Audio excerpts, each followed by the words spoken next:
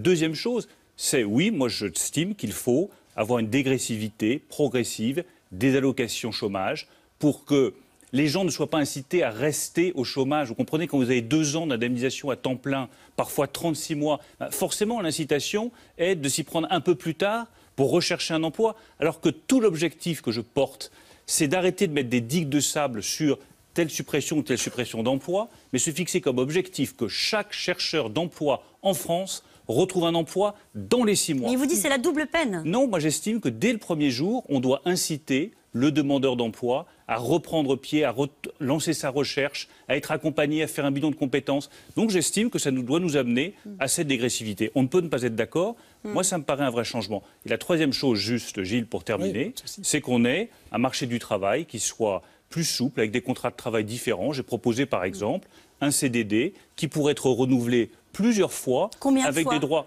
sans limite.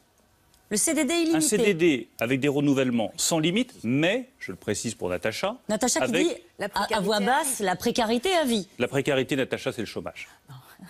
La précarité, Natacha, c'est ce qu'on a fait depuis 30 ans en France. Comment on fait pour avoir un emprunt, pour se loger, pour acheter une maison ou toute autre chose avec un CDD à vie? Comment est-ce qu'on fait aujourd'hui, Natacha, avec 6 millions de chômeurs? Comment est-ce qu'on fait aujourd'hui avec l'intérim? Comment est-ce qu'on fait aujourd'hui? On nous dit on va taxer les CDD, c'est la proposition du gouvernement. Vous savez très bien ce que ça va donner, Natacha.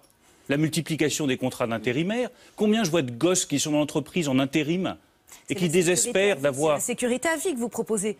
Ce que je propose, Natacha, pour être très précis, c'est un CDD avec des droits croissants à chaque renouvellement. Vous savez comment ça se passe dans une entreprise, on ne renouvelle pas le CDD parce qu'au bout de 2 fois, on ne peut plus le renouveler, donc on va prendre quelqu'un d'autre, et c'est la personne, c'est le salarié qui est perdant.